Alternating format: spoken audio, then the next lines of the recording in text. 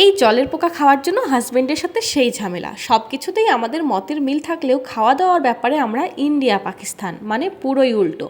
সে খেতে ভালোবাসে ডাল সবজি তরি তরকারি, আর আমি মাছ মাংস না হলে দিন কি সেকেন্ডও চালাতে পারি না। সে যখন বাজার যায় কোথা থেকে খুঁজে খুঁজে সেই পুরনো দিনের শাকসবজি ব্যাগ ভর্তি করে নিয়ে আসে, আর আমি যখন বাজার যাই যত রকমের মাছ মাংস পোকা ধোকা সব তুলে নিয়ে আসি। তো সেদিন বাজারে গিয়ে এই কুচো চিংড়ি দেখে নিজেকে আর আটকাতে পারলাম না। এই কুচো চিংড়ি দেখতেই সেই ছোটোবেলায় খাওয়া বড় মায়ের হাতের, মানে মায়ের দিদার হাতের কুচো চিংড়ির রসার কথা মনে পড়ে গেল। আর বাজার থেকে কুচো চিংড়ি আনতেই এদিকে ওনার মাথা ঘুরে গেল। ওনার আবার চিংড়ির গন্ধ মোটেই সহ্য হয় না।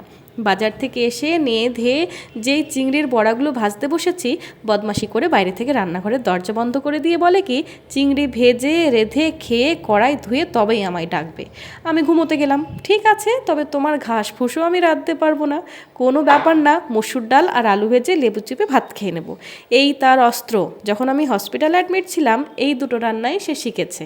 এখন আমি রান্নার হুমকি দিলেও সে আর মোটেই ভয় পাচ্ছে না। তবে মুখে যতই বলি তার জন্য রান্না না করলে, সে তৃপ্তি করে না খেলে আমার মুখে এক গাসও ভাত ওঠে না। তাড়াতাড়ি করে আমার জন্য চিংড়ির রসা করে তার জন্য ডাল সবজি বসিয়ে দিলাম। আচ্ছা, তবে তোমার হাজবেন্ড বা ওয়াইফের প্রিয় খাবার কি, তুমি কি জানো? জানা থাকলে কমেন্ট করে কিন্তু অবশ্যই জানিও।